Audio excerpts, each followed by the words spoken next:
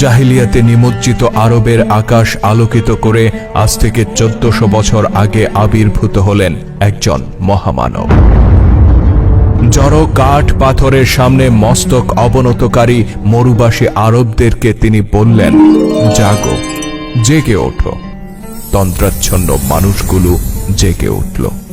প্রাণহীন শুষ্ক মরুভূমিতে হঠাৎ করেই বয়ে গেল প্রাণের জোয়ার। প্রতিটি হৃদয়ে খেলে গেল এক বিপ্লবের লহরী।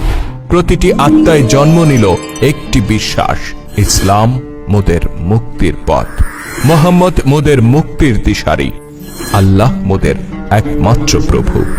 এই বিশ্বাসের উপর ভর করে তারা ঐক্যবদ্ধ হলেন আর সমস্বরে চিৎকার করে বললেন, এক আল্লাহ ছাড়া কারো হুকুম মানি না। অতঃপর সমস্ত পৃথিবীতে সেই হুকুম প্রতিষ্ঠার জন্য তারা ধূমকেতুর গতিতে ছড়িয়ে পড়লেন দিকে দিকে।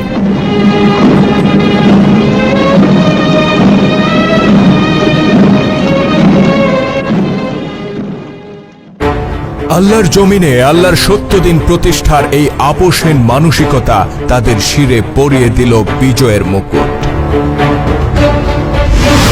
খালিদ, আবু ওবায়দা, কাকা আর দেরারের মতো অগণিত অকুতুভয় বীর যোদ্ধার বাহাদুরির সামনে টলে উঠল গোটা পৃথিবী। যেদিকে তারা শমশের প্রসারিত করলেন, যত ময়দানে তারা পা ফেললেন, সেখানেই তারা বিজয়ী হলেন। মুষ্টিমেয় যোদ্ধা নিয়ে পরাজিত করলেন লক্ষ লক্ষ সেনাকে। বিস্ময়ে হতবাক পৃথিবী এক নতুন শক্তির উত্থানের সাক্ষী হল। ইতিহাসে জন্ম নিল এক মহাজাতি, উম্মতে মুহাম্মদী, যারা বেঁচেই ছিলেন কেবল আল্লাহর পথে যুদ্ধ করার জন্য।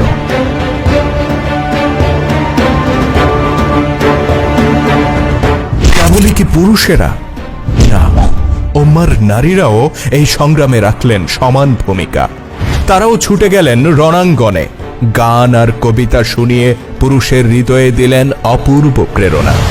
রণভূমির পাশে দাঁড়িয়ে চিৎকার করে জোগালেন সাহস, জোগালেন উদ্দীপনা। আহত ভাইদেরকে তাঁবুতে টেনে সারিয়ে তুললেন আর রক্তমাখা তলোয়ার মুছে হাতে দিয়ে বললেন, যাও, যুদ্ধ করো। শুধুই কি এতটুকু? কেবলই কি অনুপ্রেরণা? তা নয়, বরং পুরুষেরা যেখানে ব্যর্থ হয়েছেন, সেখানে তারা নিজ হাতে তলোয়ার তুলে ধরেছেন আর দুর্গতি নাশিনী হয়ে ঝাঁপিয়ে পড়েছেন শত্রুর বুকে।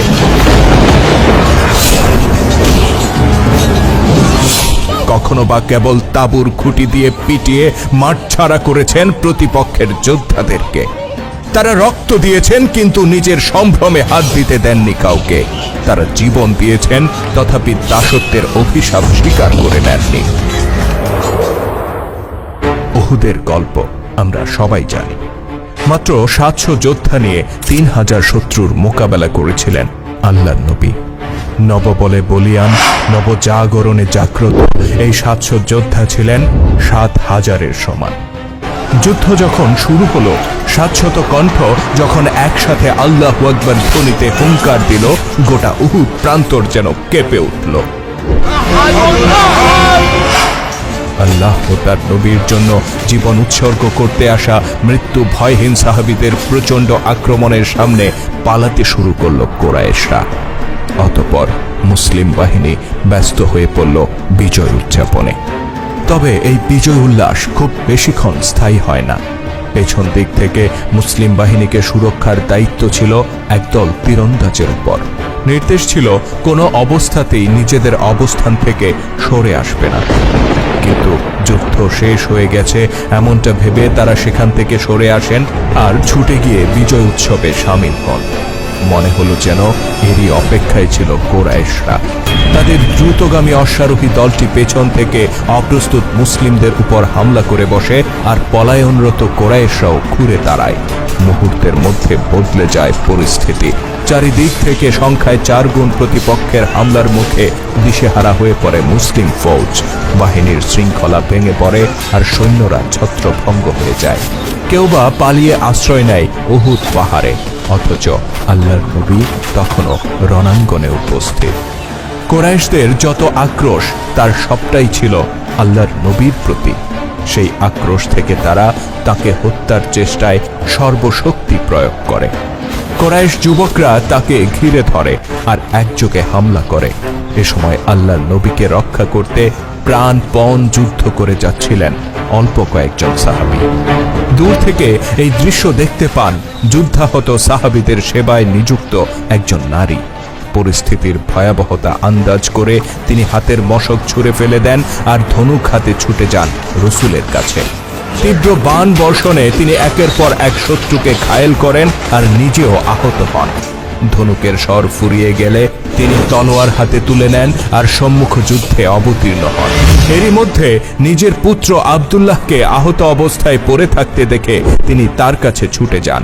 পুত্রের ক্ষতস্থানে ব্যান্ডেজ লাগিয়ে বলেন, আহত ওটের মতো এভাবে পড়ে থেকো না, উঠে দাঁড়াও, যুদ্ধ করো। বীর পুত্র আব্দুল্লাহ ফের ঝাঁপিয়ে পড়েন শত্রুর উপর। একজন নারীর এমন অসম সাহস আর উদ্দীপনা দেখে মুগ্ধ আল্লাহর নবী বললেন, ওহে আব্দুল্লাহর মা, আজ তোমার মাঝে যে মনোবল আমি দেখেছি অনেক পুরুষের মাঝেও তা দেখতে পাইনি। ইসলামের ইতিহাসের প্রথম বীরাঙ্গনা তিনি। নাম নুসাইবা ইবনে কাব রাদিয়াল্লাহু তাআলা আনহা। উম্মে আম্মারা নামেও সমধিক পরিচিত তিনি। উহুদের বর্ণনাকালে আল্লাহর নবী একবার বলেছিলেন, আমি ডানে তাকালে দেখি উম্মে আম্মারা, আমি বামে তাকালে দেখি উম্মে আম্মারা। উহুদের দিবসে আমি যেদিকেই তাকিয়েছি দেখেছি কেবল উম্মে আম্মারা লড়াই করে যাচ্ছে।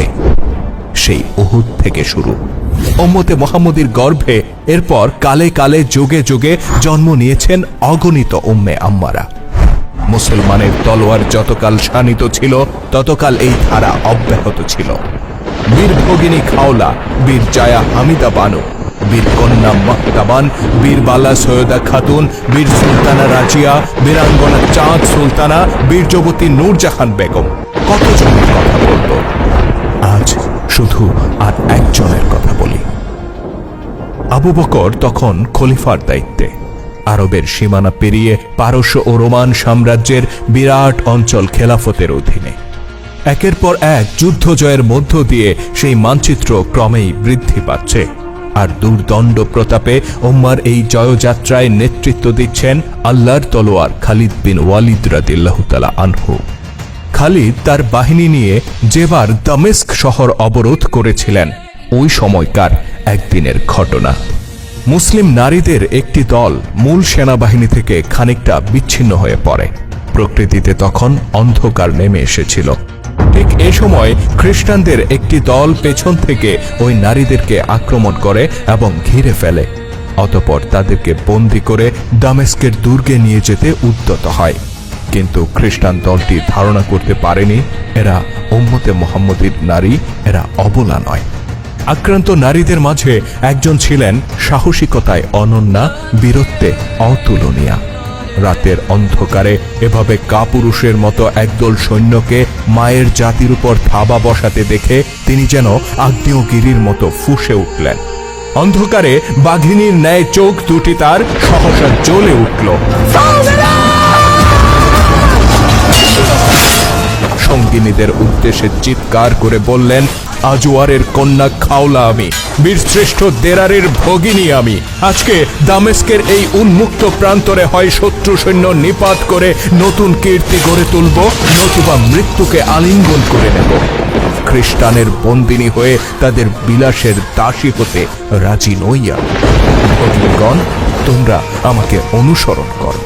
খাওলার এমন বক্তব্যে উপস্থিত নারীদের ধমনীতে যেন বিদ্যুৎ খেলে গেল। তাদের প্রত্যেকে হাতে অস্ত্র তুলে নিলেন আর শত্রুর বুকে ঝাঁপিয়ে পড়লেন। খুনের নেশায় তারা এতটাই মেতে উঠলেন যে খ্রিস্টান সেনা দলটি তাদের সাথে কিছুতেই পেরে উঠল না। রোমানদের কয়েকটি লাশ যখন মাটিতে লুটিয়ে পড়ল, তখন বিপাকে পড়ে তাদের দলপতি যুদ্ধবিরতির অনুরোধ করলেন। অতঃপর খাওলার দিকে তাকিয়ে নিজের পরিচয় দিয়ে লোকটি বললেন, আমি টমাস, দামেস্ক দুর্গের দুর্গপতি আমি। নারী হয়ে যে অমিত তেজ তুমি দেখালে, ঈশ্বরের কসম কখনো কোনো পুরুষের মাঝেও আমি তা দেখিনি। যদি তুমি নিজেকে বিনা বাধায় সমর্পণ করো, তবে কথা দিচ্ছি তোমাকে বিন্দুমাত্র নিপীড়ন করা হবে না।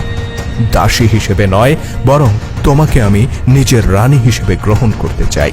খ্রিস্টান দুর্গপতির এই প্রস্তাব যেন আগুনে ঘি ঢেলে দিল। হুঙ্কার ছেড়ে রমণী বললেন, সেই দেরারের ভগিনী আমি, যে দেরার খালি গায়ে যুদ্ধের ময়দান দাপিয়ে বেড়ায়, আর তোমাদের বর্ম পরিহিত যোদ্ধারাও তাকে দেখলে শেয়ালের মতো পালিয়ে যায়। সেই বীরের ভগিনী হয়ে আমি কি করে তোমার মতো কাপুরুষকে বিয়ে করব, যে কিনা রাতের অন্ধকারে মায়ের জাতির উপর হামলা করে? স্বামী দূরে থাক, নিজের পশুগুলোর রাখাল হিসেবেও আমি তোমাকে স্বীকার করব না। ঘৃণার আতিশয্যে কেঁপে ওঠে রমণীর সারা শরীর। তিনি ফিরে তাকান খানিক দূরে দাঁড়িয়ে থাকা ধনুর্ধারী উম্মে জিয়ানের দিকে। কেউ কিছুই বুঝল না, কিন্তু উম্মে জিয়ান ঠিকই বুঝে নিলেন খাওলার চোখের ইশারা। এক মুহূর্তে তিনি ধনুকে টঙ্কার টেনে দিলেন, আর সা করে তীক্ষ্ণ তীর ছুটে গেল টমাসকে লক্ষ্য করে। ক্ষতস্থান চেপে ধরে চিৎকার করে লোকটি মাটিতে লুটিয়ে পড়ল। এদিকে ঘোড়া ছুটিয়ে আগুয়ান মুসলিম পুরুষ যোদ্ধাদের আওয়াজ পাওয়া গেল। ততক্ষণে তাদের কাছে সংবাদ পৌঁছে গিয়েছে।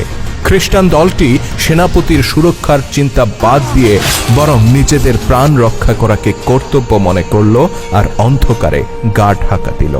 মূলত মুসলিম নারীরা তাদের হৃদয়ে যে ত্রাস সৃষ্টি করেছিল, তারপর পুরুষদের মুখোমুখি হওয়াকে তারা আর নিরাপদ মনে করছিল না।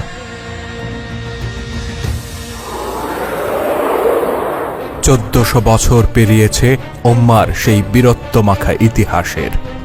এই 1400 বছরে মুসলমানের তলোয়ারে ক্রমে মরিচা পড়েছে। সময়ের ব্যবধানে পরাজিত উম্মা শমশের ফেলে তসবির দানা হাতে তুলে নিয়েছে, আর বীর ভগিনীদের সকল সম্ভাবনাকে গলা টিপে হত্যা করে তাদেরকে আবৃত করেছে কালো কাপড়ের কাফনে। যে খাওলাদেরকে বন্দী করতে পারেনি রোমান রথী মহারথীরা, সেই খাওলাদের পায়ে শিকল পরিয়েছে এই উম্মার বগধার্মিক ভণ্ড ফতোয়াবাজরা। অতঃপর তাদেরকে গৃহকোণে নিক্ষেপ করে বলেছে, ওখানেই থাকো, নিজের সম্ভ্রম রক্ষা করো। কিন্তু হায়, হতভাগিনীদের সম্ভ্রম রক্ষা পায়নি। না ইরাকে, না সিরিয়ায়, না আফগানে, না ফিলিস্তিনে, না মায়ানমারে, কিংবা এই বাংলায় কোথাও হায়নার থাবা থেকে তারা নিষ্কৃতি পায়নি। অতএব সময় এসেছে শেকল ভেঙে ফেলার। সময় এসেছে কালো কাফনের কাপড় ছিঁড়ে বাঘিনীর ন্যায় হুঙ্কার দিয়ে জেগে ওঠার। সময় এসেছে ফতোয়ার রক্ত চক্ষুকে উপেক্ষা করে শমশের হাতে ফের রণভূমে ছুটে যাবার। সময় এসেছে খাওলা আর উম্মে আম্মারাদের ফিরে আসার। ফিরে এসো হে বীর ভগিনী, ফিরে এসো হে বীরাঙ্গনা।